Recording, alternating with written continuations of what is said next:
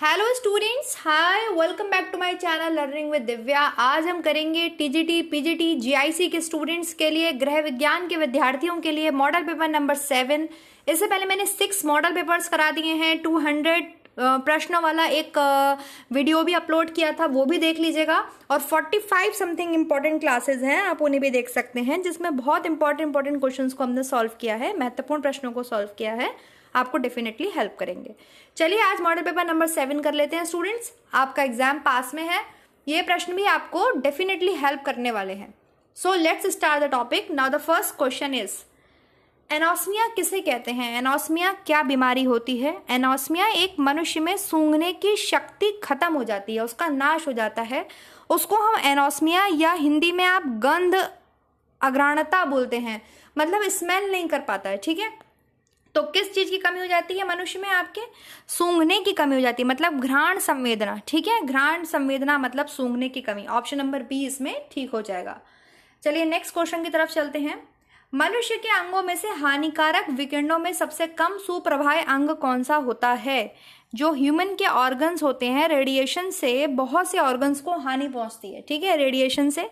लेकिन जो ब्रेन होता है वो ज़्यादा इफेक्टिव नहीं होता, मतलब उस पर ज़्यादा प्रभाव नहीं पड़ता, सबसे कम प्रभाव होता है ह्यूमन ऑर्गन में ब्रेन। उस पर रेडिएशंस का इतना ज़्यादा असर नहीं पड़ता, लेकिन और ऑर्गन्स पे बहुत ज़्यादा असर पड़ता है। तो इसमें जो आपके आंसर हो जाएगा वो हो जाएगा सी, मस्तिष्क। क्लियर है? चलिए नेक्स्ट देखते हैं। नहीं, लेकिन मैंने आपसे क्वेश्चन पूछा है सबसे ज्यादा, सबसे कम हांसु प्रभाव है मस्तिष्क। अगर मैं आपसे यहीं पे ये पूछ लेती कि मनुष्य के अंग में सबसे ज्यादा जो है आपके जो रेडिएशंस होती हैं हानिकारक, उससे सबसे ज्यादा कौन सा प्रभावी होता है, तो वो आपके आंख हो जाएगा। कौन सा हो जाएगा? आंख। लेकिन यहाँ पर मैंने आपसे पूछा है सबसे कम, सबसे लीस्ट, तो सबसे लीस्ट में आपके होता है ब्रेन। ब्रेन जो है आपके वो रेडिएशन से ज़्यादा प्रभावित नहीं होता है, लेकिन सबसे कम, मतलब इफेक्ट तो उस पर पड़ता है लेकिन सबसे कम। लेकिन अगर आपसे पूछा जाए रेडिएशन के माध्यम से सबसे ज़्यादा हानि किसको होती है, तो वो आइस को होती है। क्लियर हो गया क्वेश्चन आपको? दोनों तरीके से आ सकता है, मैंने बता दिया है। चलिए नेक्स्ट देखते हैं। ईईजी जिस अंग की कार्य प्रणाली प्रकट करता है वो क्या है? ईईजी किसके लिए यूज किया जाता है? तो ब्रेन की बीमारी के लिए आपके ईईजी मतलब इलेक्ट्रोइंसेफ्लोग्राफी, इलेक्ट्रोइंसेफ्लोग्राफी ईईजी जो है ये ब्रेन की बीमारी लाइक मिर्गी, ब्रेन कैंसर, आपकी ब्रेन की टीवी, इन सबको जानता है। तो आपके इसमें आंसर क्या हो जाएगा? आप ऑप्शन नंबर बी, ईईजी किससे रिलेटेड है? मस्तिष्क से। वहीं पर ईसीजी हो जाता है तो वो किससे रिलेटेड है? आपके हृदय से। ठीक है, electrocardiography. Now the next question is, इसको आपको मिला देना है, दो सूची है, आप मिला दीजिए, जैसे खैरा, एनीमिया, गोइटर, स्कर्वी। तो बड़ा इजी सा क्वेश्चन है, आप मिला देंगे। गोइटर किसकी कमी से होता है? गोइटर आपके आयोडीन की कमी से होता है। ठीक है, स्कर्वी किसकी कमी से होता है? तो स्कर्वी विटामिन सी की कमी से होता है। अनीमिया किसकी कमी से होता है? तो आयरन की कमी से होता है। और खैरा जो रोग है वो आपकी किसकी कमी से होता है? जस्ते की कमी से होता है। ठीक है, समझ में आ गया? तो ये आप ऐसे मिला सकते हैं और आपके बहुत सारे क्वेश्चन इसमें क्लियर हो गए होंगे। नेक्स्ट देखते हैं, मिनीमाता व्याधि, जो मिनीमाता डिजीज है वो किसकी वजह से हुई थी? किस धातु की अधिकता की वजह से हुई थी? तो मिनीमाता रोग जो है शरीर में पारा मतलब मरकरी, Hg इसका सिंबल होता है, उसकी अधिकता के कारण हुई थी। ये जापान में मिनीमाता की खाड़ी पाई जाती है, उसमें जो मछलियां थी उनको खाने से वहां पर ये बीमारियां फैली थी, क्योंकि जो पानी में पारे की मरकरा ज्यादा होगी, मतलब मरकरी की मात्रा ज्यादा होगी, वो मछलियों ने खा ली, फिर मछलियों को मनुष्यों ने खा लिया, तो इसलिए इसको मिनीमाता व्याधि की संज्ञा दी गई, मिनीमाता रोग बताया गया।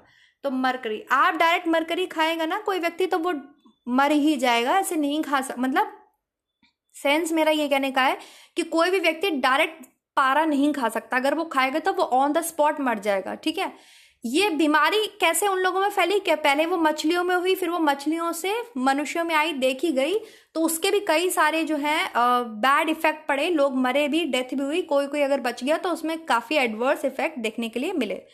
तो मिनीमाता व्याधि समझ में आ गया आपको? किस के कारण, किस धातु के कारण हुई थी? तो पारा मरकरी, इसको आप Hg से डिनोट करते हैं, इसका सिंबल है Hg।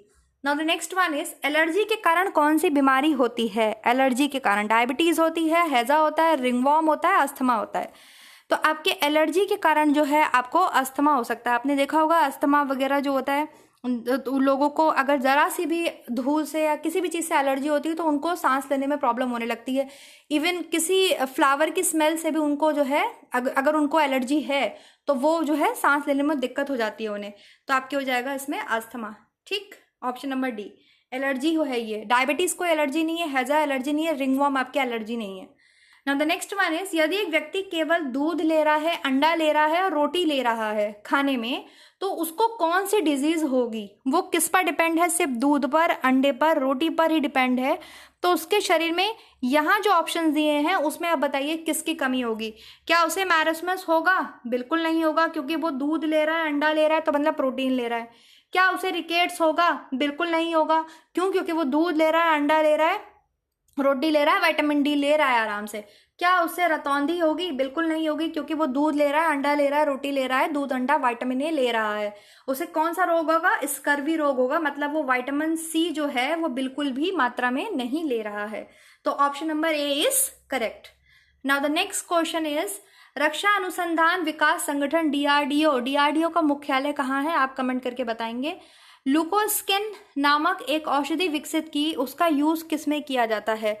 तो डीआरडीओ ने ये जो मतलब मेडिसिन बनाई है, ये एक हर्बल मेडिसिन है, और ये जो है उन्होंने ल्यूकोडर्मा जो प्रॉब्लम हो जाती है ना स्किन में, सफ़ेद दाग जिसे आप बोलते हैं, ल्यूकोडर्मा एक स्किन डिजीज होती है, उसके लिए उन्होंने ये दवा बनाई है। तो ऑप्शन नंबर ए हो जाएगा, ल्यूकोडर्मा। डीआरडीओ का मुख्यालय आप कमेंट करके बताएंगे। Now the next one is, ये दो सूची है, दो सूची को मिला दीजिए। इधर व्याधि दी है, इधर कारण दिए, मतलब इधर डिजीज है, इधर उसका कारण दिया हुआ है। मैरस्मस किस वजह से होता है? क्वोशरकोर, टीबी, हेपेटाइटिस बी। तो मैरस्मस किसकी वजह से होता है? आपके अगर बहुत ज़्यादा आप लंबे समय तक उपवास रखे हुए हैं, भूखमरी की अवस्था हो गई है, तो मैरस्मस कॉज होगा, क्योंकि उसमें दोनों की कमी हो जाएगी, प्रोटीन की भी कमी हो जाएगी और कार्बोहाइड्रेट्स की भी कमी हो जाएगी। तो मैरस्मस तो आपके प्रोटीन एनर्जी माल न्यूट्रिशन है ना, प्रोटीन एनर्जी दोनों की कमी से होने वाला रोग है। तो आपके मैरस्मस का जो दिया हुआ है दीर्घकालीन कारण, ये बिल्कुल ठीक दिया हुआ है। ठीक है, बिल्कुल ठीक, करेक्ट। क्वोशरकोर तो प्रोटीन की कमी से होता है, ऑब्वियसली आप जानते हैं। क्वोशरकोर में भी क्या होता है, बच्चों के आपने देखा होगा स्पेशली पैर फूल जाते हैं, पेट फूल जाता है, उनकी जो स्किन होती है वो सूखी पड़ जाती है, बालों का कलर ब्राउन हो जाता है, आंखों में जो लेयर्स हैं वो भी सब ब्राउन सी हो जाती हैं। ठीक है, फिर तो ये भी बिल्कुल ठीक है हमारा, प्रोटीन अल्पता मतलब प्रोटीन की कमी से हो गया। टीवी दीर्घकालीन उपवास का मतलब यहाँ भूखमरी हो रखी है, लंबे टाइम से एनर्जी का और प्रोटीन का लोग जो है कंजम्पशन कर ही नहीं पा रहे हैं, तो आपकी कौन सी होगी? मैरस्मस देखने को मिलेगी। टीबी आपकी कैसा डिजीज है? Mycobacterium tuberculosis, Mycobacterium tuberculosis. तो आपकी क्या हो जाएगा इसमें? सी में जीवाणु संक्रमण है ना, जीवाणु को बैक्टीरिया बोलते हैं ना, तो ये बिल्कुल ठीक है, ये भी एकदम सही मिक्सअप है। हेपेटाइटिस बी आपके HBV, हेपेटाइटिस बी वायरस से होने वाला रोग है, एक संक्रामक रोग है ये भी, तो ये भी बिल्कुल ठीक आपके मैचअप है। तो मतलब चारों ही एकदम सही हैं, जीवाणु, बैक्टीरिया, विषाणु, वायरस। ओके, विषाणु को अगर हिंदी में भी लिखोगे तो ऐसे ही तो लिखोगे, VISHANU करके कुछ भी लिखोगे, तो V से वायरस, V से विषाणु। जिन बच्चों को थोड़ा बहुत भी कंफ्यूजन रहता है वो ऐसे क्लियर कर सकते हैं।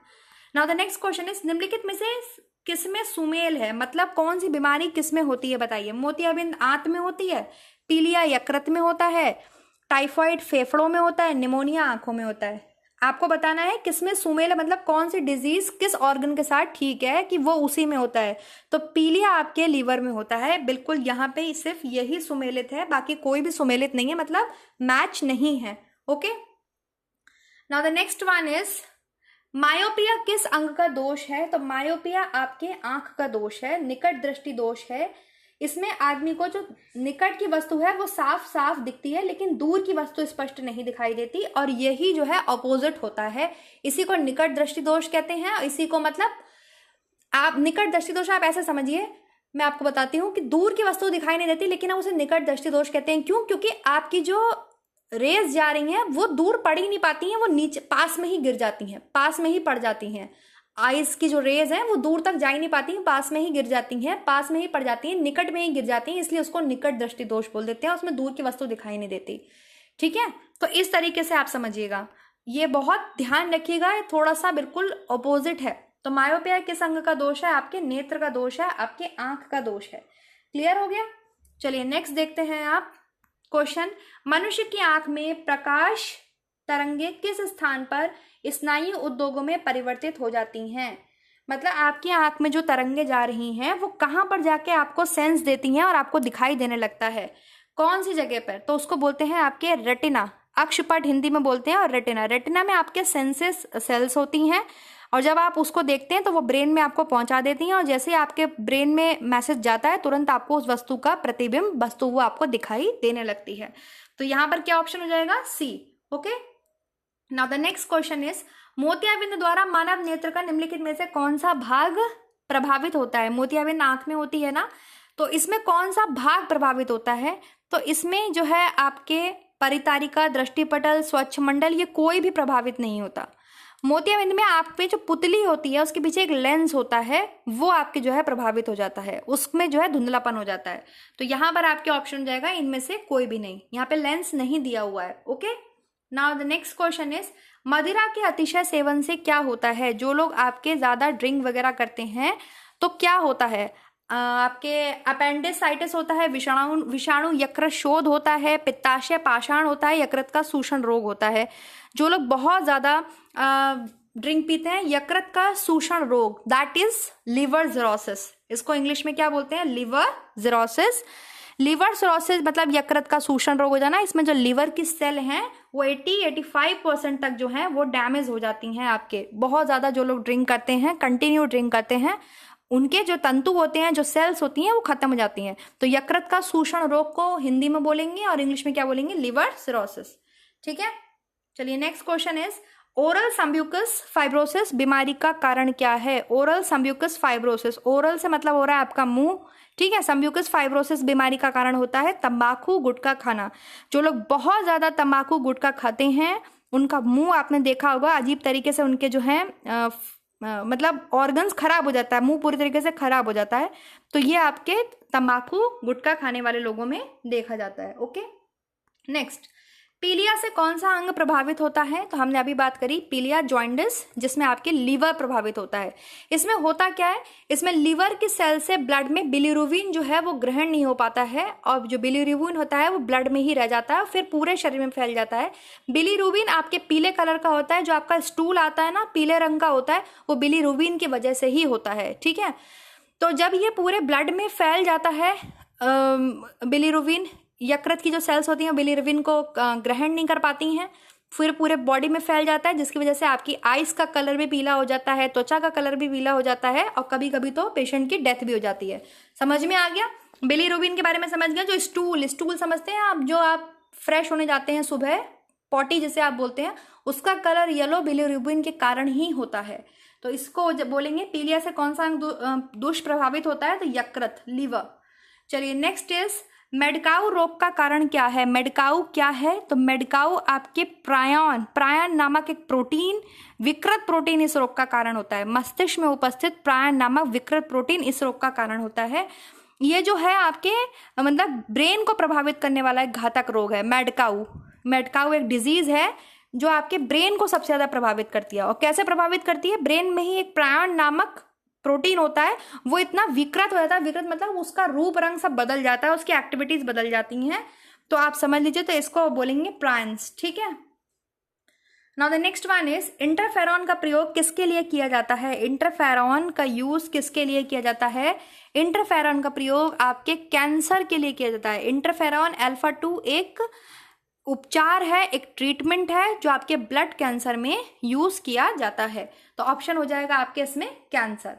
Now the next question is निम्न में से कौन सा रोग वैक्सीनेशन द्वारा कंट्रोल नहीं किया जा सकता? आप किसको वैक्सीनेशन से कंट्रोल नहीं कर सकते?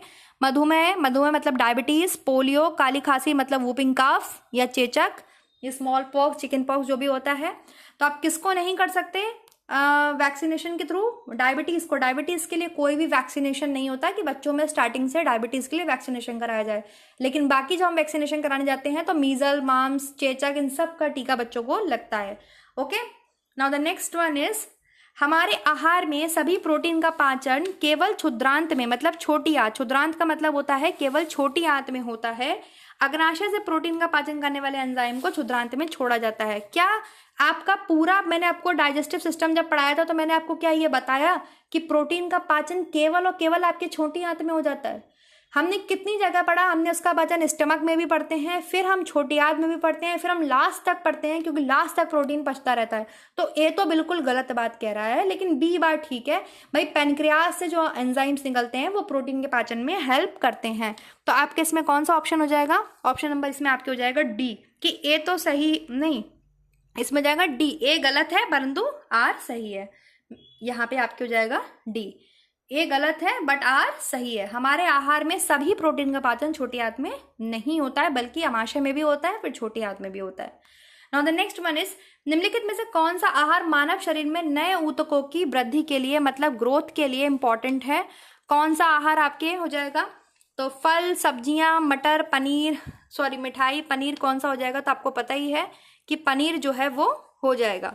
पनीर आपके, पनीर में क्या पाया जाता है? प्रोटीन पाया जाता है, तो पनीर आपके इसमें आंसर सही हो जाएगा। नेक्स्ट वन इज, इसको आपको मिलाना है रेटिनॉल, टोकोफेरॉल, इसके बाद है आपके साइनोकोबालामिन, पायरिडॉक्सिन। आपके सामने सूची 1 में विटामिन दिए हुए हैं और सूची 2 में उनसे कमी से होने वाले रोग दिए हुए हैं। तो रेटिनॉल की कमी से क्या होता है? रेटिनॉल की कमी से आपके नेत्र सूख कर लाल हो जाते हैं, मतलब इसमें आ जाएगा ए में 3। ठीक है ना, आप मिला लेंगे, बहुत इजी है क्वेश्चन। तो टोकोफेरॉल की मतलब आपके आ गया वंध्यता, क्लियर हो गया। साइनोकोबालामिन आपके घातक रक्त अल्पता, साइनोकोबालामिन मतलब परनिशियस एनीमिया, और पायरिडॉक्सिन की कमी से आपके हो जाएगा मेंटल इलनेस, मानसिक व्याधि। मिला लिए?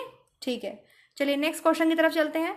निम्नलिखित खनिजों पर विचार कीजिए, मिनरल्स के ऊपर आपको विचार करना है, कैल्शियम, आयरन एंड सोडियम।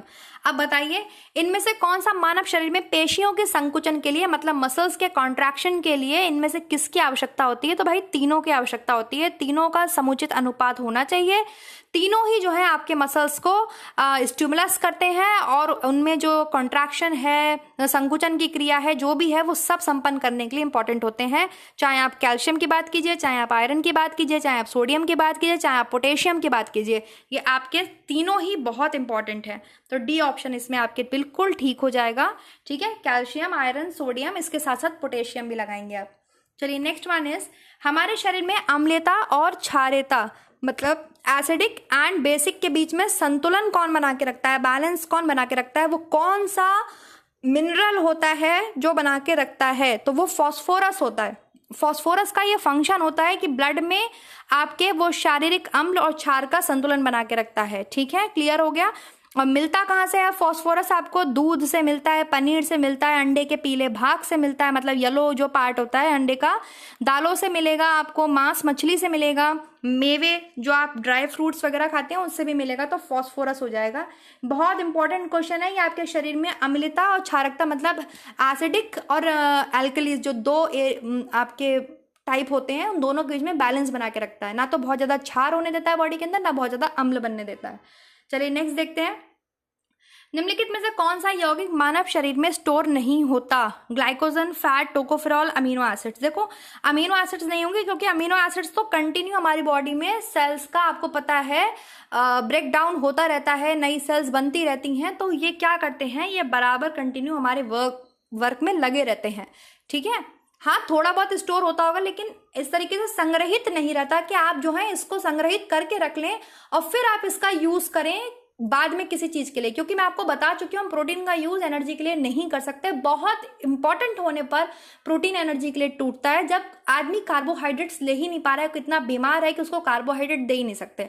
तो आप यहाँ पर क्वेश्चन का मतलब समझिएगा, क्लियर है। और वरना वो ऐसे स्टोर नहीं रहता कि आपने जैसे वो करा, क्या कहते हैं उसको, व्रत वगैरह करा, उपवास वगैरह करा, तो जो है अमीनो एसिड काम करने लगे, तब आपको ग्लाइकोजन जो स्टोर होता है, कार्बोहाइड्रेट, वो यूज होते हैं, है ना। तो क्वेश्चन का आप मतलब समझेंगे पहले कि मानव शरीर में संग्रहित नहीं रह पाता या नहीं रहता है, भाई वो बराबर सेल्स के टिश्यूज के जो है मरम्मत के लिए, नई सेल्स को बनने के लिए, कहीं पे टूट फूट हो रही है उसकी मरम्मत के लिए कंटिन्यू वो वर्क में रहता ही है। क्लियर हो गया। अमीनो एसिड्स मतलब प्रोटीन, क्लियर हो गया। Now the next question is, आपको मिला देना है विटामिन B12, हीमोग्लोबिन, क्लोरोफिल और पीतल। तो विटामिन B12 में आपके कौन सी धातु होती है? विटामिन B12 में आपके कोबाल्ट होता है, हमने पढ़ा है ना। विटामिन B12 में कौन सी धातु हो जाएगी आपके? कोबाल्ट। हीमोग्लोबिन में आपके कौन सी धातु होती है, या हीमोग्लोबिन में क्या पाया जाता है आपके? तो हीमोग्लोबिन में आपके पाया जाता है आयरन, लोहा जिसे आप बोलते हैं। इसके बाद आपके आ जाएगा क्लोरोफिल। क्लोरोफिल में आपके क्या पाया जाता है, कौन सी धातु पाई जाती है? तो मैग्नीशियम पाया जाता है, और पीतल आपके तांबा। क्लियर हो गया, समझ में आ गया? चलिए नेक्स्ट देखते हैं क्वेश्चन हम। निम्नलिखित में से कौन सा विटामिन ए का प्राकृतिक स्रोत नहीं है? मतलब आप कहेंगे कि नेचुरल नहीं है, तो भाई आम है, पपीता है, गाजर है, दूध नहीं है। दूध आपके जो है विटामिन ए उसमें होता है, लेकिन कम मात्रा में होता है, नेचुरल सोर्स नहीं है दूध। Clear? Now the next question is, निम्नलिखित में से कौन प्रोटीन को विकृत नहीं करता है? मतलब प्रोटीन के ऊपर जो है ज्यादा असर नहीं डालता है, कौन सी रेज नहीं डालती हैं? हीट, ऊष्मा, अवरक्त किरणें, एक्स किरणें, या भारी धातु लवण। तो आपकी जो अवरक्त किरणें होती हैं ये प्रोटीन को विकृत नहीं कर पाती, मतलब प्रोटीन को खराब नहीं कर पाती हैं, ठीक है। बाकी ऊष्मा से, एक्स किरणों से, भारी धातु लवण से आपके जो प्रोटीन होते हैं वो विकृत हो जाते हैं। तो ये आपके हो जाएगा इसमें अवरक्त किरणें, option number B. Now the next question is, अलसी किसका अच्छा सोर्स होता है? अलसी आपने देखा होगा, जो आपके फ्लैक्स सीड्स होती हैं अलसी की, वो किसके लिए आपकी जो है बहुत अच्छी मानी जाती है? उसमें ओमेगा 3 फैटी एसिड्स पाए जाते हैं। क्या पाया जाता है? Omega 3 fatty acids. फैट वाले मैंने जो वीडियो कराया है, फैट से रिलेटेड क्वेश्चन कराया है, वहां पे मैंने ओमेगा 3 और ओमेगा 6 क्या होते हैं वो बताए हैं, क्लियर करे हुए हैं, आप देख सकते हैं। नेक्स्ट क्वेश्चन इज, उसना चावल अच्छा माना जाता है, क्यों? क्योंकि इसमें रंग में बदलाव नहीं है, पौष्टिक तत्व बरकरार रहते हैं, ये पानी कम सोखता है, पकने में कम समय लेता है। उसना चावल क्या होता है? पार बॉइल्ड राइस, ये मैंने पढ़ाया है, उसमें पढ़ाया है मैंने आपको, जब मैंने आपको बताया है ऊर्जा से संबंधित ना कौन से भोज्य पदार्थ हमें ऊर्जा प्रदान करते हैं, अनाज, वसा, शर्करा, उसमें कराया हुआ है पूरा। तो उसना चावल क्यों अच्छा माना जाता है? क्योंकि इसमें रंग में बदलाव नहीं होता है, इसके पौष्टिक तत्व बरकरार रहते हैं। तो ऑप्शन नंबर ए और ऑप्शन नंबर बी, मतलब आ और बा, ऑप्शन नंबर ए इसमें ठीक हो जाएगा। बहुत इंपॉर्टेंट क्वेश्चंस हैं, ध्यान से करिएगा आप लोग। नेक्स्ट वन इज, पॉलिश किए हुए चावल के अधिक प्रयोग से कौन सा रोग हो जाता है? जो लोग पॉलिश राइस खाते हैं, सारे डिफरेंस मैंने उसमें बताए हैं। पॉलिश राइस क्या होता है आपके, पारबॉइल्ड राइस क्या होता है, ब्राउन राइस क्या होता है। तो जो लोग पॉलिश किया हुआ राइस खाते रहते हैं उनको बेरी बेरी हो जाती है। कौन सा रोग हो जाता है? Berry berry. बेरी बेरी भी हम उस दिन दो टाइप पढ़े, wet very very and dry very very, अभी मैंने लास्ट किसी वीडियो में आपको बताया है। Now the next question is, जौ मतलब बारले। बारले सुना है ना आपने? ये क्या है? ये एक अनाज है, एक अनाज की कैटेगरी है। जैसे आप गेहूं जानते हैं अनाज है, मकई जानते हैं अनाज है, ज्वार बाजरा अनाज है, रागी अनाज है, चावल है, चावल धान है लेकिन अनाज की कैटेगरी में आ जाएगा। तो ऐसे जौ होता है बारले, ये बहुत ही ज्यादा न्यूट्रिशनस, मतलब समझ लीजिए इसमें इतना अच्छा न्यूट्रिएंट्स होते हैं, कितना अच्छा अनाज होता है, इसमें मिनरल्स की मात्रा बहुत ज्यादा होती है, प्रोटीन भी होता है लेकिन करीब करीब गेहूं की तरह होता है। बट ये आप समझ लीजिए इसमें गेहूं की तरह ग्लूटेन नामक प्रोटीन नहीं होता, इसमें आपके एल्बुमिन, ग्लोबुलिन और एल्बुलोज रहता है। कौन सा रहता है? एल्बुमिन, ग्लोबुमिन और एल्बुलोज रहता है जौ में।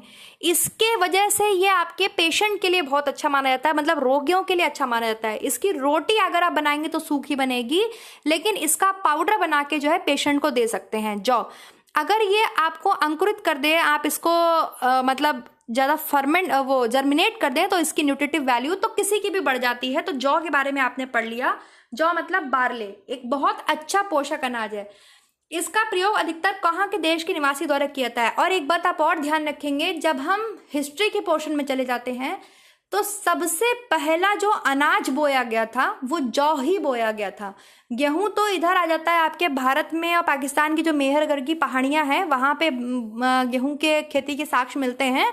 लेकिन अगर बात करते हैं आपके, सबसे पहली जो खेती हुई थी वो जौ की ही हुई थी, ठीक है। और स्पार्टिकस वगैरह अगर आप लोगों ने मूवी देखी हो तो उसमें देखा हो आपने, वो जौ ही उठाते हैं वहां पे, उनके लिए जो मेन अनाज होता है खाने का वो जौ होता है। बहुत इंपॉर्टेंट। तो यूरोपीय आ जाएगा इसमें। यूरोपियन कंट्रीज में सबसे ज्यादा जो है वो जौ का यूज किया जाता था, अभी भी किया जाता है। चलिए नेक्स्ट देखते हैं, जौ में कौन से पदार्थ काफी मात्रा में उपस्थित रहता है, इसलिए इसका खमीरीकरण करके इसके मादक पेय पदार्थ बनाए जाते हैं। इसे स्निग्ध बोलते हैं, मतलब एलिफेटिक। एलिफेटिक्स होते हैं इसमें, जो कि क्या करते हैं, ऐसे पदार्थ होते हैं जो काफी मात्रा में रहते हैं, इसलिए इसको फर्मेंट करके, इसके लिए आपने देखा होगा बियर वगैरह बनाई जाती है। बार्ले टू बियर सुना है ना, जौ से बियर बनना, बहुत बियर जौ की ही बनी होती है। जो लोग बियर पीते हैं, या बियर जो एक शराब है जिसमें 3% अल्कोहल की मात्रा होती है, तो वो मतलब लाइट जो है आपके माना जाता है बियर, तो बार्ले टू बियर वो बोला ही इसीलिए जाता है। चलिए नेक्स्ट क्वेश्चन देखते हैं। डैश नामक शराब बनाने के लिए जौ अंकुरित करके उसका माल्ट तैयार करते हैं। क्लियर है, समझ में आ रहा है आपको। और फिर जो है उसे खमीरीकरण की प्रक्रिया होती है। खमीरीकरण मतलब उसको फर्मेंट किया जाता है। इसका जो है जौ का यूज आपको टॉनिक और औषधियों में भी किया जाता है, मतलब मेडिसिन वगैरह भी बनाई जाती हैं। तो बियर, अभी मैंने बताया बार्ले टू बियर, मतलब बार्ले का मतलब होता है जौ, इंग्लिश में बार्ले बोलते हैं। क्लियर हो गया आपको। चलिए नेक्स्ट देखते हैं। तो बियर जो है शराब आपके, वो जौ से ही बनती है। जर्मेंट करा जाता है, जर्मिनेट किया जाता है जौ को, और देन उससे माल्ट बनाते हैं, और देन फिर उसको फर्मेंट करते हैं, फिर ये प्रोसेस होती है बियर बनाने की। नेक्स्ट वन इज अंकुरित जौ में एंजाइम पर्याप्त मात्रा में मिलते हैं। एंजाइम अच्छी मात्रा में मिल जाते हैं जर्मिनेटेड बार्ले में। उन एंजाइम्स को आप क्या बोलेंगे? उन एंजाइम को आप एमिलेसिस और डायस्टेज दोनों ही बोलते हैं। ठीक है, ऑप्शन नंबर सी हो जाएगा यहाँ पर। एमिलेसिस, डायस्टेज दोनों ही बोलेंगे। चलिए नेक्स्ट क्वेश्चन देख लेते हैं। जौ में विटामिन ए और डी की कमी होने के कारण आहार में केवल इसके प्रयोग से, अब इन दो चीजों की इसमें कमी भी होती है। मैं आज थोड़ा वो लगाना भूल गई, जौ की क्या क्या न्यूट्रिटिव वैल्यू होती है। इसमें कैल्शियम वगैरह अच्छी मात्रा में पाया जाता है, प्रोटीन भी पाया जाता है अच्छी मात्रा में, लेकिन गेहूं की तरह इसमें ग्लूटेन नहीं होता, ये आप ध्यान रखेंगे, ग्लूटेन नहीं होता गेहूं की तरह। ठीक है, इसमें मैंने अभी बताया आपको कौन कौन से होते हैं, ग्लोबुमिन, एल्बियोस और एल्बुमिन, ये पाया जाता है। गेहूं की तरह ग्लूटेन नामक प्रोटीन नहीं होता। अच्छा, अभी हम बात कर रहे हैं विटामिन ए और डी की भी कमी होती है, जिसकी वजह से आपके रिकेट्स होने का भय रहता है। जो लोग केवल और केवल जौ पर ही डिपेंड रहते हैं, दूसरा कोई अनाज नहीं लेते। तो नेक्स्ट वन इज जौ में डैश ना होने के कारण इसका प्रयोग केक, बिस्कुट आदि बनाने के काम में लाया जाता है। जौ में ग्लूटेन नहीं होता, इसलिए इसका प्रयोग आपके केक, बिस्किट्स आदि बनाने में किया जाता है। Now the next one is गेहूं सब खाद्यान्नों में सर्वोत्कृष्ट स्थान पर रखा जाता है। गेहूं मतलब वीट आपके सबसे ज्यादा जो है बोला जाता है सबसे अच्छा है हर अनाज की कैटेगरी में। हमने इतने सारे अनाज पढ़े, जौ है, ज्वार है, बाजरा है, मक्का है, रागी है, आपके चना है, गेहूं है, लेकिन गेहूं को ही सबसे बेस्ट माना जाता है। हर घर में सबसे ज्यादा गेहूं की रोटी सुबह शाम बनती है, क्योंकि इसमें कौन से प्रोटीन सबसे ज्यादा मात्रा में पाए जाते हैं। देखिए, जब मैंने आपको ये पढ़ाया था, पता है बच्चे क्या करते हो आप लोग, मैं बताती हूँ। बच्चे सिर्फ आजकल क्वेश्चन पर डिपेंडेड हो गए हैं। मैंने ये पढ़ाया हुआ है, ऊर्जा देने वाले भोज्य पदार्थ, सीरियल्स ऐसे करके वीडियो डाली हुई है, उसमें लिखा है ऊपर अनाज, शर्करा और वसा करके। उसमें मैंने ये चीज बताई थी कि जो ग्लूटेन होता है, ग्लूटेन जो आपके प्रोटीन होती है, वो ग्लाइडिन, ग्लूटिनिन और रेसिड्यू बोलते हैं, सॉरी ब्रिटिल मतलब भंगुर, अवशेष प्रोटीन, इन तीन चीजों का मिश्रण होता है ग्लूटेन। तो अभी मैंने नाम लिया, किस किस का नाम लिया, ग्लूटेनिन, ग्लाइडिन, यहाँ पे ग्लाइडिन भी लिखा है और ग्लूटेनिन भी लिखा है। मिन है, ग्लूटेमिन नहीं होता है, ग्लूटेनिन होता है। और जो ग्लूटेन होता है, जो ग्लूटेन प्रोटीन होता है ना, जिसको आप पढ़ते हैं कि अनाज की, वो गेहूं की प्रोटीन होती है, ये ग्लूटेन खुद तीन चीजों से मिलकर बनता है। किससे मिलकर बनता है ग्लूटेन? ग्लाइडिन से मिलकर बनता है, ग्लूटेनिन से मिलकर बनता है, इसके अलावा अवशेष प्रोटीन जिसको भंगुर या ब्रिटिल बोलते हैं इंग्लिश में, ब्रिटिल, इन तीन चीजों से मिलकर ग्लूटेन बनता है। और ये मैंने उस वीडियो में बताया है, बहुत अच्छे से बताया। इसके अलावा यह भी बताया शर्वती, बंसी, पिस्सी, दारा, डूरम, ये सब गेहूं की किस्में हैं। और मैक्सिकन गेहूं, कल्याण सोना, C306, C308, अर्जुन, जनक, प्रताप, WL711, ये सब गेहूं की किस्में हैं। समझ में आया? तो आप लोग देखा तो करो, फिर आपको जो है वो, अब ये क्वेश्चंस मैंने अपने आप तो बना नहीं लिए, ये क्वेश्चन है कहीं ना कहीं, तभी तो मैं आपको करा रही हूं, ये मैंने नहीं बनाया हुआ है खुद से। तो गेहूं सब खाद्यान्नों में सबसे अच्छे स्थान पर रखा जाता है, क्योंकि इसमें आपके ग्लाइडिन, ग्लूटेनिन और अवशेष प्रोटीन या भंगुर जिसे ब्रिटल बोलते हैं, इन तीनों से मिलकर बनता है ग्लूटेन प्रोटीन पाया जाता है। इसलिए गेहूं सब खाद्यान्नों में सबसे अच्छे स्थान पर रखा जाता है। तो इसमें जाएगा दोनों। चलिए नेक्स्ट देख लेते हैं। गेहूं के प्रोटीन नमी पाकर डैश तत्व का निर्माण करते हैं, जिससे एक प्रकार का लस होता है। ये डबल रोटी, केक आदि बनाने में यूज लाया जाता है। तो ग्लूटन, ठीक है, इसमें आ जाएगा ग्लूटन पाया जाता है। गेहूं का प्रोटीन नमी पा लेता है ग्लूटन, फिर आप उससे बना सकते हैं, डबल रोटी बना सकते हैं, केक बना सकते हैं। ठीक है, चलिए नेक्स्ट देखते हैं। भारतवर्ष में गेहूं को पीसकर उसका आटा छानकर उसकी चोकर निकाल देते हैं। चोकर जो हम कई बार बात कर चुके हैं कि वो विटामिन बी तो उसमें B1 तो सबसे ज्यादा मात्रा में होता है। वास्तव में गेहूं की क्या होती है, आउटर कवरिंग होती है, बाह्य आवरण होता है। इसमें कौन कौन से पोषक तत्व होते हैं, तो इसमें प्रोटीन भी होता है, विटामिन बी भी होता है, B1 ही होता है, फास्फोरस भी होता है, आयरन के कुछ लवण भी होते हैं। तो इसमें आ बा सा दा सब हो जाएगा, ठीक है। तो आपको क्या करना है, आज से ध्यान रखना है, ज्यादा चोकर नहीं छानना है। बहुत ज्यादा चोकर की भी रोटी नहीं खा मिलेगी क्योंकि वो सख्त हो जाएगी, हार्ड हो जाएगी। चोकर को बहुत ज्यादा मात्रा में नहीं जो है निकालना है, लेकिन आजकल सब पैकेट फूड खाते हैं, उसमें चोकर ना की मात्रा में होता है। तो इसलिए दलिया को खाना प्रेफर कीजिए ज़्यादा से ज़्यादा। गेहूं के पोषक मूल्य में वृद्धि कराने के लिए आहार में गेहूं के साथ किसका प्रयोग करना चाहिए, बताइए। चीनी से आहार खा लें या तेल से खा लें, फल से खा लें, दूध से खा लें। तो देखा होगा आपने, कुछ लोग दूध में रोटी डाल के खा लेते हैं, तो दूध भी सही हो जाएगा और फ्रूट्स भी सही हो जाएगा। कुछ लोग खाने के साथ में फ्रूट्स भी लेना पसंद करते हैं। तो गेहूं के पोषक मूल्य में वृद्धि करने के लिए यहाँ पर जो ऑप्शंस हैं उनके साथ हम जाएंगे। तेल के साथ नहीं जाएंगे, चीनी के साथ नहीं जाएंगे, फल और दूध के साथ जाएंगे। तो सा और दा मतलब ऑप्शन नंबर बी हो जाएगा। Okay, now the next question is, vitamin E स्त्री व पुरुषों में क्या बढ़ाता है और इसके विकारों को दूर करता है। तो विटामिन ई तो आप जानते ही हैं, प्रजनन क्षमता के लिए इंपॉर्टेंट होता है। अगर नहीं होता है तो इसमें स्त्रियों में भी प्रॉब्लम आती है और पुरुषों में भी प्रॉब्लम आती है। तो ये उनके विकारों को दूर करता है विटामिन ई। और कौन सा तेल जो है वो अच्छा माना जाता है, अंकुरित गेहूं, जर्मिनेट आपके गेहूं होता है, वो विटामिन ई का अच्छा सोर्स माना जाता है। ये क्वेश्चन भी पूछा हुआ है। चलिए नेक्स्ट देख लेते हैं, आपके गेहूं में कौन सी प्रोटीन पाई जाती है। एल्बुमिन, ग्लूकोजिन, ग्लोबुलिन, एस्टिओड या आपके प्रोटीएस। गेहूं में आपकी कौन सी प्रोटीन पाई जाती है, तो गेहूं में तो आपके ग्लूटन प्रोटीन पाई जाती है, ग्लोबुलिन, ग्लूकोजिन, एडिस्टेस, प्रोटीओस। एल्बुमिन तो ब्लड में होती है, ग्लूकोजिन, ग्लोबुलिन, ग्लाइडिन, ग्लूटेनिन से मिलकर ग्लोबुलिन बनता है। ये क्वेश्चन छोड़ दो, गेहूं में कौन सी प्रोटीन पाई जाती है, ये क्वेश्चन समझ में नहीं आया। प्रोटीन पाए जाते हैं, एडिस्टीन, प्रोटीओस। चलिए इसके बारे में बाद में बात करेंगे। इसको फिर से मैं एक बार लगा लूंगी, मतलब फिर से एक बार देख लूंगी। गेहूं में तो ग्लूटन पाई जाती है, ग्लूटन आपके ग्लाइडिन, ग्लूटेनिन और ब्रिटल से बनी होती है। इसके अलावा आपके गेहूं में कौन सी पाई जाती है, ग्लूटन ही पाई जाती है। ग्लाइडिन, ग्लोबुलिन तो आपके नहीं हो सकती, एल्बुमिन नहीं हो सकती गेहूं में। चलिए देखते हैं, फिलहाल मैं इसके बारे में फिर से बात कर लूंगी, फिर ये क्वेश्चन करा दूंगी मैं, आप लोग भी सर्च करिएगा, मैं देख लूंगी। चलिए नेक्स्ट क्वेश्चन की तरफ चलते हैं। सेल्यूलोज कभी भी पचते नहीं हैं, परंतु आपके शाक सब्जियों में इसकी उपस्थिति स्थूलता प्रदान करती है। और ये किसमें हेल्प करते हैं, सेल्यूलोज जो हम खाते हैं, जो आपके रेशा होता है, फाइबर होता है, वो आपके पाचन में हेल्प करता है। किसमें हेल्प करता है, पाचन में हेल्प करता है। और एक तरीके से ये आपके लेकिन पाचन में ही कनेक्ट होता है आपके एनएस पॉइंट। तो हाँ ठीक है, तो पाचन में ही हेल्प करता है, ठीक है। चलिए नेक्स्ट देखते हैं। पत्तेदार सब्जियां मतलब ग्रीन लीफी वेजिटेबल्स, जैसे मैं GLVs बोलती हूँ, उत्तम प्रकार की शाक सब्जियां मानी जाती हैं, बहुत अच्छी मानी जाती हैं हरी पत्तेदार सब्जियां, ठीक है। इस प्रकार की सब्जियों में क्या पाया जाता है, तो इस प्रकार की सब्जियों में भाई सब कुछ पाया जाता है।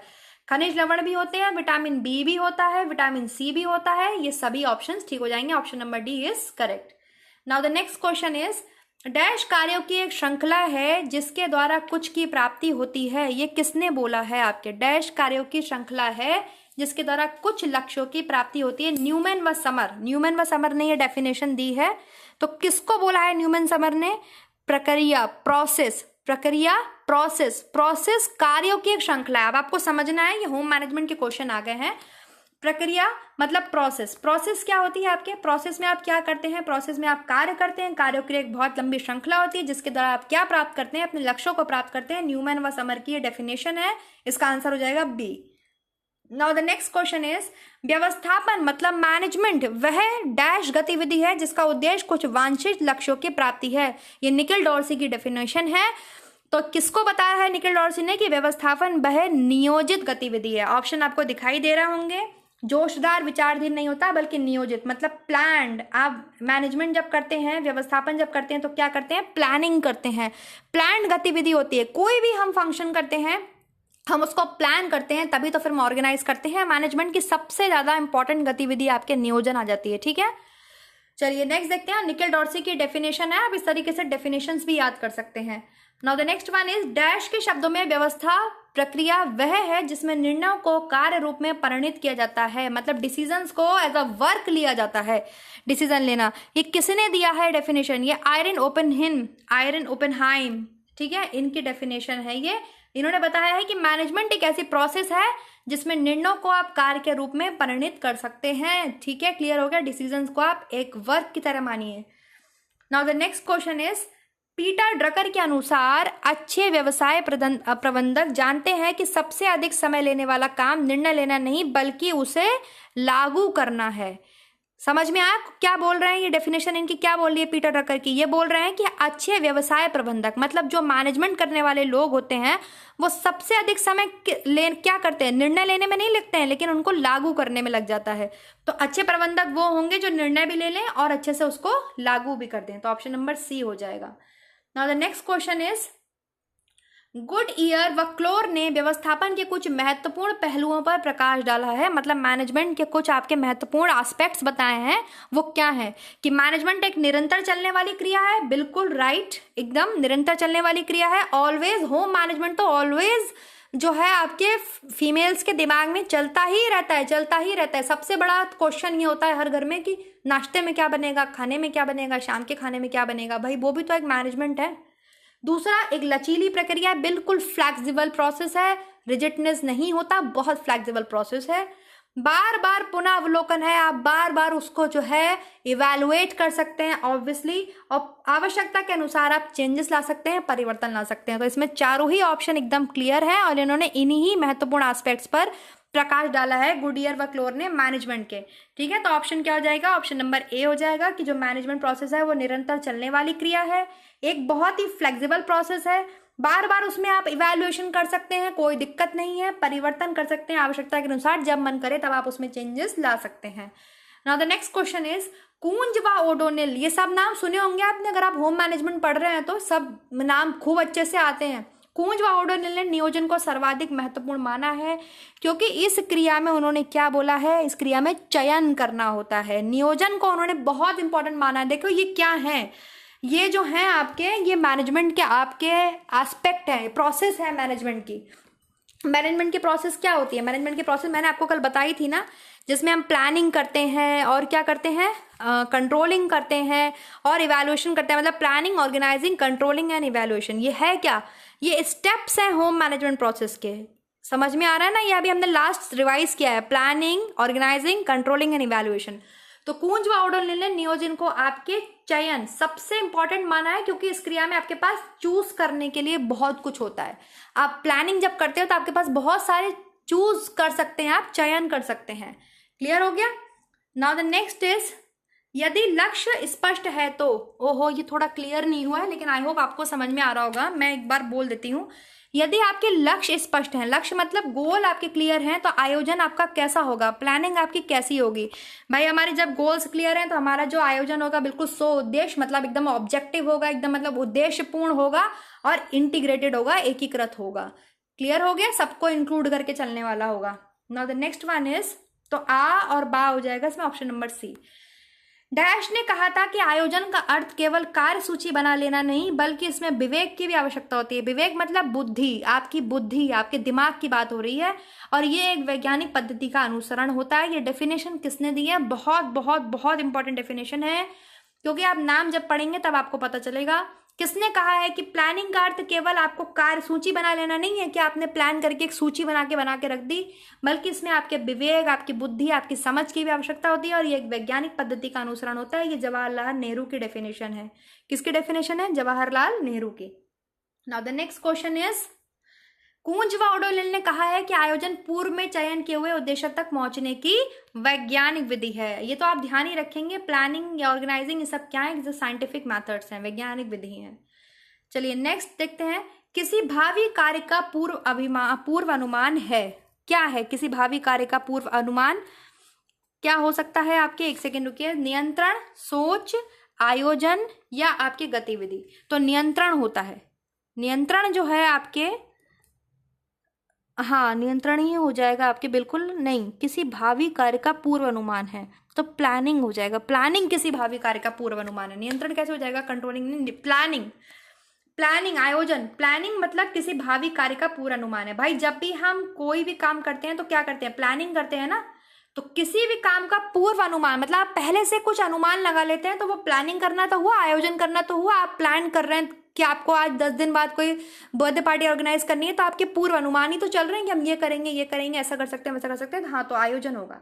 Now the next question is, Koontz व ओडोनिल के अनुसार आयोजन इसका पूर्व निर्धारण है। प्लानिंग किसका पूर्व निर्धारण है? क्या आप पहले से निर्धारित कर लेते हैं प्लानिंग में कि भाई क्या करना है, कैसे करना है, कब करना है और कौन करेगा? यही तो होता है प्लानिंग में। बर्थडे पार्टी करोगे तो भाई ये तो देखोगे बर्थडे पार्टी कहाँ करनी है, कैसे करनी है, कब करनी है, और भाई कौन करेगा, कहाँ करेंगे, कैसे करेंगे। तो ये सारे जो हैं ये आपके प्लानिंग के पूर्व निर्धारण है, मतलब पहले ही आपके फिक्स कर लिए जाते हैं, ये चीजें चलती ही हैं। क्लियर हो गया? तो ये चारों हैं कूंज व ओडोनिल के अनुसार। ऑप्शन नंबर इसमें हो जाएगा आपके आ। नेक्स्ट क्वेश्चन की तरफ चलते हैं स्टूडेंट्स। आई होप आपको समझ में आ रहा होगा, प्रॉब्लम नहीं हो रही होगी, सबको समझ में आ रहा होगा। एलन के अनुसार आयोजन किसी भी प्रबंधक के लिए एक महत्वपूर्ण माध्यम है, क्योंकि ये क्या करता है, ये भविष्य से नियंत्रित होता है। प्लानिंग आपकी पहले से ही फ्यूचर से ही आप उसको कंट्रोल कर लेते हैं, या आप इससे फ्यूचर पर कंट्रोल कर लेते हैं। आप प्लानिंग से फ्यूचर पर कंट्रोल कर लेते हैं, या आप भविष्य को कंट्रोल करते हैं। आप फ्यूचर को कंट्रोल करते हैं, भविष्य को कंट्रोल करते हैं। पूरे भविष्य पर नियंत्रण नहीं पा लेते, और ना ही ये भविष्य से नियंत्रित होता है, मतलब ये फ्यूचर से कंट्रोल नहीं होता। क्वेश्चन को समझिएगा। एलन कह रहे हैं कि आयोजन किसी भी प्रबंधक के लिए, प्रबंधक का मतलब यहाँ पे एक मैनेजर हो गया, ऑर्गेनाइजर हो गया जो भाई क्या कर रहा है, पार्टी ऑर्गेनाइज कर रहा है, एक महत्वपूर्ण माध्यम है, एक मीडियम है प्लानिंग। ठीक है, चूंकि ये क्या है, भविष्य से नियंत्रित है, मतलब फ्यूचर से ही आप कंट्रोल किए हुए, फ्यूचर कंट्रोल कर रखा है, या आप भविष्य पर नियंत्रण कर पाते हैं, ये भविष्य को नियंत्रित करता है। ठीक है, समझिएगा क्वेश्चन को ध्यान से। नेक्स्ट वन इज, ग्रॉस और क्रेंडल के अनुसार एक संतुलित जीवन में दोनों का ही समावेश है। किसका समावेश होना चाहिए एक संतुलित जीवन में आपके ग्रॉस क्रेंडल के अनुसार? भाई प्लानिंग का और उन्मुक्तता। ठीक है, प्लानिंग एंड उन्मुक्तता। प्लानिंग होनी चाहिए, आयोजन होना चाहिए, उन्मुक्तता को इंग्लिश में क्या बोलेंगे बच्चे, देख लेना आप लोग। सा और दा इसमें ऑप्शन हो जाएगा आपके, ऑप्शन नंबर सी। क्लियर है? त्याग बल जैसी कोई चीज नहीं है संतुलित जीवन में। प्लानिंग होनी चाहिए और उन्मुक्तता आई थिंक ऑर्गेनाइजेशन होगा कुछ ऐसा इंग्लिश में, तो आप देख लेना।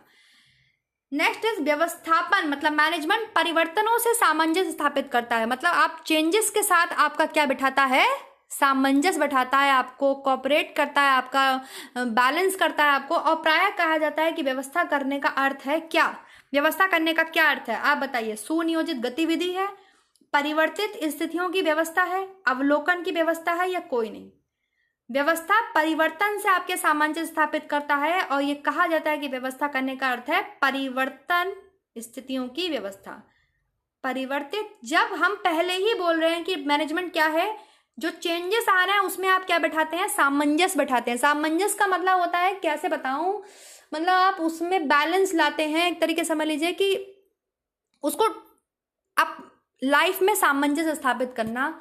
इंग्लिश में शब्द नहीं आ रहा है मेरे मुंह पर इस टाइम, तो वो क्या है, तो व्यवस्था करने का अर्थ क्या है भाई, जो हमारी मान लो लाइफ में कोई चेंजेस आ गए हैं, परिवर्तन अगर एकदम से आ गए हैं, तो हम, अरे फॉर एग्जाम्पल कोई किसी के फादर का अचानक से ट्रांसफर हो जाए, वो दिल्ली रह रहे हैं और उनका एकदम से ट्रांसफर कोलकाता हो जाए, तो वो क्या करेंगे, एक बहुत बड़ा चेंज है, लेकिन उस चेंज में वो क्या बैठाएंगे, क्या वो रोएंगे, क्या वो गाना गाएंगे, क्या वो नाचने लगेंगे, या वो क्या करेंगे कि नहीं नहीं नहीं मुझे तो नहीं जाना, क्या करेंगे, वो सामंजस्य बैठाएंगे।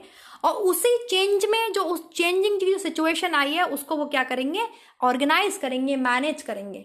ठीक है, समझ में आ गया?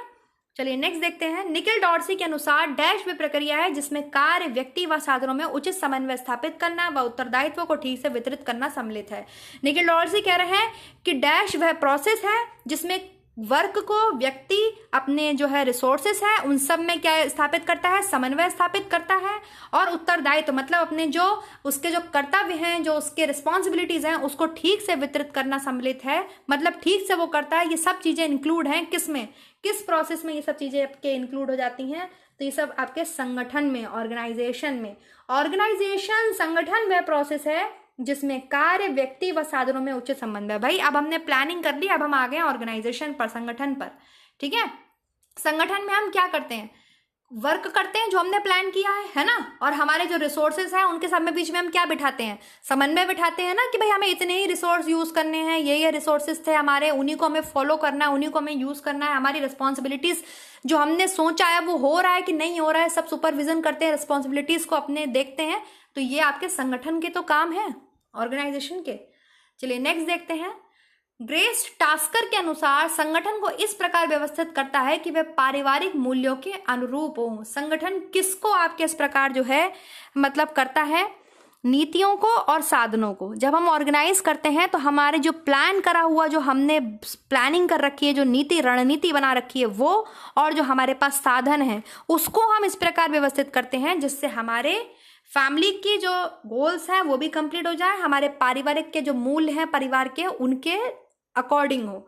तो नीति और साधन ऑप्शन हो जाएगा इसमें आ और बा। देखो डिसीजन तो बहुत बाद में होता है, डिसीजन मेकिंग तो बहुत मतलब चलती तो पूरी प्रोसेस में रहती है। ये नहीं हो सकता कि सबसे लास्ट में डिसीजन मेकिंग लेते हैं, लेकिन संगठन की बात आ रही है केवल, तो भाई जो हमने रणनीति बना रखी है, नीति बना रखी है वो, और साधन।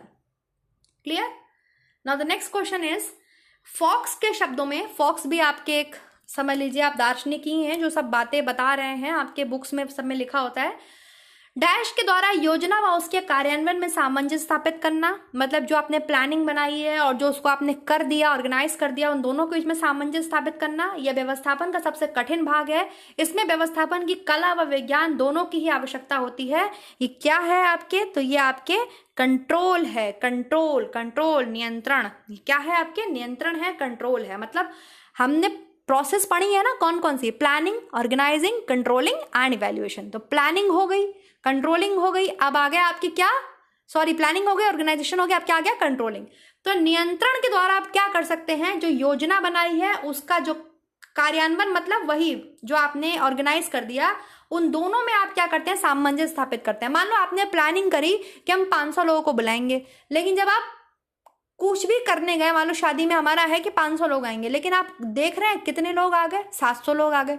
तो ये डिसबैलेंस हो गया कि नहीं हो गया। हमने 500 लोगों का अगर बनाया है तो हमारे 500 से 550 हो सकते हैं, 575 हो सकते हैं, 700 नहीं हो सकते। तो हमें क्या लाना है, सामंजस्य स्थापित करना है, ऐसे कंट्रोलिंग के थ्रू। मतलब आप मेरी बात को समझिएगा, हम जो मैं कहना चाह रही हूँ। नहीं तो हम 700 लोगों को लेके प्लानिंग बनाएंगे ना, 500 को लेके हमने प्लानिंग बनाया, मतलब हमारे गेस्ट कितने आने वाले हैं, 250-300 आने वाले हैं, लेकिन हम 500 को लेके प्लान बनाते हैं। समझिए मेरी बात को। तो ये व्यवस्था का सबसे कठिन भाग है ऑब्वियसली भाई, जो से मैं बता रही हूं। तो इसमें व्यवस्थापन की कला व विज्ञान दोनों की आवश्यकता होती है, उसको हम बोलते हैं नियंत्रण, मतलब कंट्रोलिंग। क्लियर हो गया, समझ में आ रही है मेरी बात। चलो नेक्स्ट देखते हैं। एलन के शब्दों में उत्प्रेरण वह क्रिया है जिसके द्वारा व्यवस्थापक दूसरे सदस्यों को आवश्यक कार्य करने में सहयोग हेतु क्या करता है।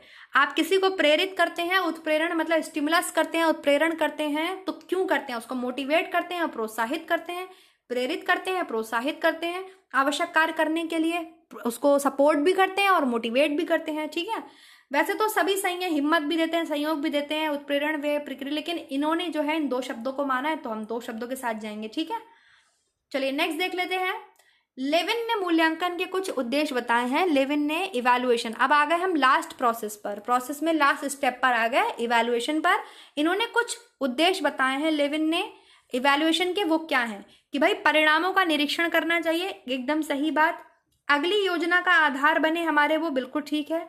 संशोधन कर पाए हम, अमेंडमेंट कर पाए हम, बिल्कुल ठीक बात है। और हमें उससे क्या होती है, ज्ञान की प्राप्ति ही होती है। कहाँ कमी रही, कहाँ क्या रह गया, कहाँ अच्छा हुआ, सब हमें पता चलता है। तो ये मूल्यांकन के उद्देश्य हैं और ये चारों ही ठीक हैं। Now the next one is, Walter's के शब्दों में जब तक उपलब्धि का क्या ना हो जाए, स्पष्ट प्रमाण ना हो जाए, तब तक व्यवस्था कैसी है, गतिहीन है, अग्रसर है, अधूरी है या कोई नहीं है। अब आप बिल्कुल अपना नॉर्मल सा भी दिमाग लगाएंगे तब भी आराम से बता देंगे भाई, जब तक आपके अचीवमेंट्स का आपके पास, मान लीजिए आप ग्रेजुएशन कर रहे हैं, पोस्ट ग्रेजुएशन कर रहे हैं, आपने पूरा साल सब कुछ कर लिया, लेकिन जब तक आपका रिजल्ट नहीं आया तो आपकी पोस्ट ग्रेजुएशन क्या है, अधूरी है ना। आपकी पोस्ट ग्रेजुएशन अधूरी है, आपका फाइनल रिजल्ट अभी आया ही नहीं है, प्रमाण आपका सर्टिफिकेट आया ही नहीं है, आपकी डिग्री आई ही नहीं है, तो आपकी अधूरी है ना। तो ऑप्शन हो जाएगा सी।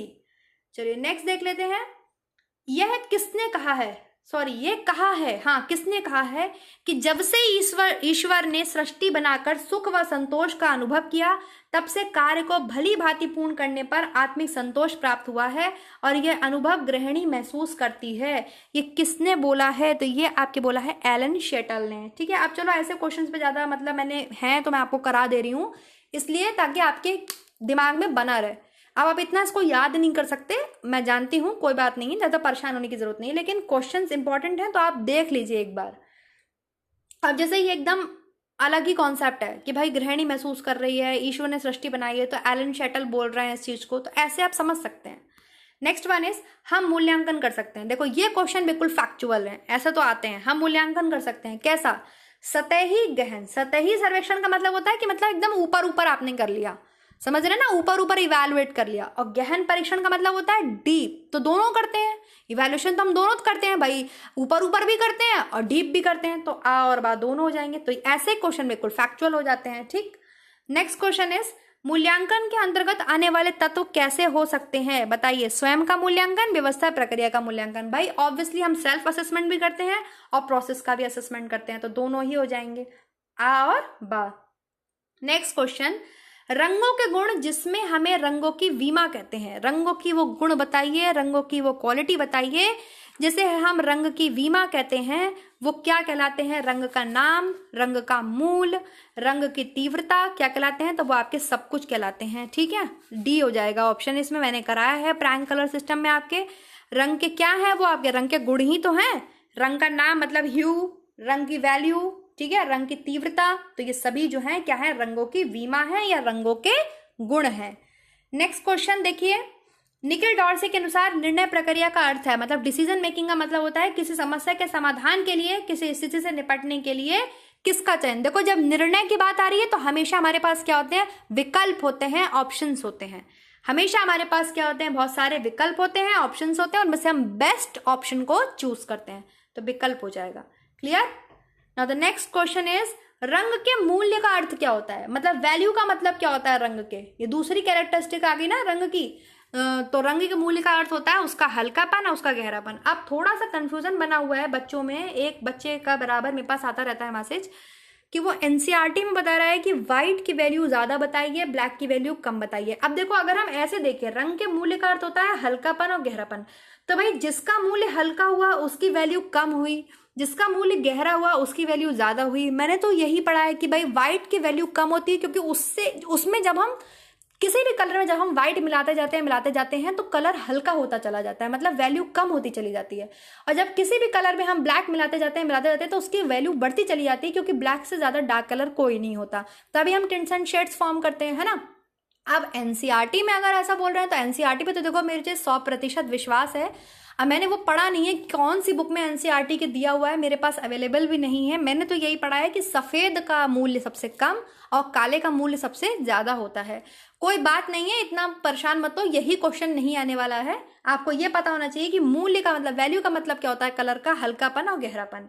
तो आ और बा क्लियर है। बाकी मैं एनसीईआरटी पे भाई मैं भी विश्वास करती हूँ और मैं देखती हूँ, इतना ज्यादा टेंशनाइज होने की जरूरत नहीं है। यही क्वेश्चन नहीं पूछ रहे आपसे एग्जाम में कि किसका वैल्यू ज्यादा है किसका वैल्यू कम है, आपके नॉलेज के लिए आपको पता होना चाहिए। नेक्स्ट देख लेते हैं, डैश की लहरें। अरे हाँ, और लास्ट वीडियो में क्या था वो, मैं क्या आपको बोला है मैंने, कला के तत्व, कला के सिद्धांत वाले। अरे वो रेखा और ये टेक्सचर वगैरह सब कला के तत्व होते हैं ना, और वो हारमोनी में भी आ जाता है। तो मैंने शायद ये बोल दिया है वहां पे, शायद क्या, हाँ बोल ही दिया है कि दोनों सेम होते हैं। नहीं, कला के तत्व में भाई आ जाते हैं आपके क्या आता है? रेखा, आकार, टेक्सचर, बनावट वगैरह। तो वो हारमोनी में भी आता है ना, प्रिंसिपल में। हारमोनी किस में होनी चाहिए? रेखाओं में होनी चाहिए, साइज में होनी चाहिए, टेक्सचर में होनी चाहिए। तो उस वे में मैं बोल गई होंगी। लेकिन कला के तत्व हो गए आपके रेखा, आकार, टेक्सचर आदि वगैरह। और प्रिंसिपल्स कौन से हो गए कला के? आपके हारमोनी, प्रोपोर्शन, रिदम, एम्फेसिस, जो मैंने आपको बताए हैं, पढ़ाए हैं, वो सारे आपके प्रिंसिपल हो गए। चलो क्लियर हो गया होगा। डैश की लहरें जब भिन्न लंबाई व गति से चलकर नेत्रों में लहरें उत्पन्न करती हैं, वही रंग कहलाता है भाई प्रकाश की लहरें। हमें कैसे कलर दिखाई देता है? लाइट की वजह से दिखाई देता है कलर हमें, ये तो आप सब जानते हैं ना, आईज में आपके पढ़ा होगा आपने। नेक्स्ट क्वेश्चन इज प्रकाश की कुछ लहरों को आंख क्या करती है? परावर्तित कर देती हैं, और कुछ को सोख लेती हैं। किसी वस्तु का रंग लहरों की उस लंबाई से निश्चित होता है जिसको वह सोखती नहीं है, जिसको वह सोखती नहीं है। बी। नेक्स्ट क्वेश्चन, ये लास्ट क्वेश्चन है आपके मॉडल पेपर का। तो चलिए स्टूडेंट, कैसा लगा आपको मॉडल पेपर? कमेंट करके आप ज़रूर बताएंगे, फीडबैक आप ज़रूर देंगे, और आई होप आपके जितने भी डाउट्स होंगे वो सब क्लियर हो गए होंगे। Thank you so much. Next video मिलेंगे नेक्स्ट टॉपिक के साथ। पढ़िए, जब तक ध्यान रखिए, और एग्जाम आने वाला है, अपना कंटिन्यू जो है विदाउट स्ट्रेस रिवीजन कीजिए और अपना ध्यान रखिए। Thank you so much. Next video में मिलेंगे नेक्स्ट टॉपिक के साथ। तब तक आप सब अपना ध्यान रखिए। Bye bye.